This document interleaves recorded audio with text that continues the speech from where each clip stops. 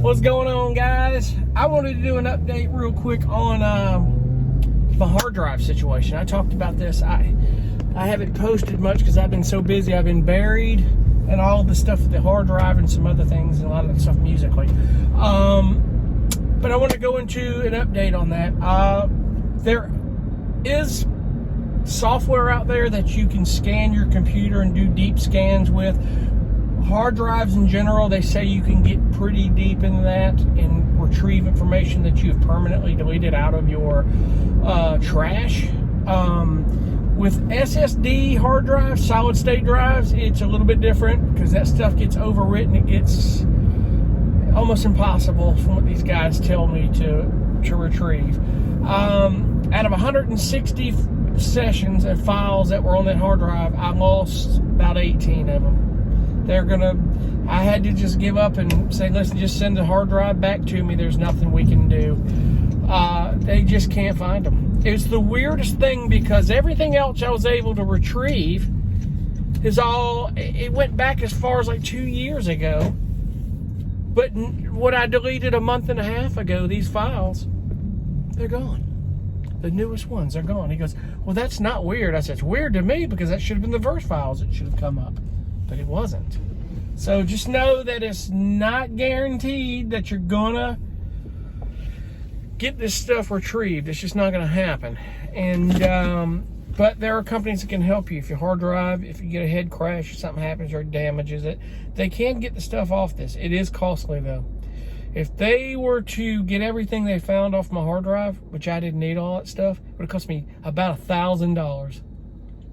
They said it starts out $400, but it's never that. When I started reading the reviews on the internet, it's like about $1,000 on the average for the stuff.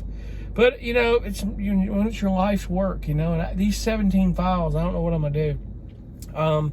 Those 17 or 18 actually are with a particular publisher, so I'm gonna have to just list that I don't have the stems of the session for that, and hope and pray that I don't get a call they need an alternative mix or stems for it, or I've lost the opportunity. That's what hurts the most about this. So guys, just think about when you're doing music here, man, it's a learning lesson for me, even after all these years I've been doing this, man. I've been doing film and TV music and all this music licensing for 12 years, but I've been doing music and backing up digital media for 20 years. And with SSD drives, they're safer, but then there's cloud. I'm going to have to look to probably back up the sessions on a cloud. So what I'm doing now is I'm going back to every session I've got. And dude, I'm going to tell you, there's a lot of them. I bet there's probably 1,200 sessions or more. It's a lot of music. I got to go through them and I got to get the session. I got to bring them up and I'm going to stem out every sessions. Render out the stems, the individual tracks. So some of you may not know what I'm talking about.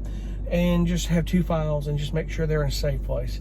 Because I've also realized that even more so, and I've known this, but it's a more of awareness that if you're in a session, that session's 10 years old and you bring it up, and let's say you don't have that plug-in anymore, or you lost that sample and you can't find it, it's not gonna bring that track up. It's gonna hunt for that sample somewhere, and you can search it in the file system, but it's just not gonna find it if you don't have it. So I would really do stems too. Just track it and stem it and do the session and go with it. Now some programs like Persona Studio and Pro, I believe, and Pro Tools I think does it too, because I used to do Pro Tools when I started out years ago. They'll render a file with individual tracks.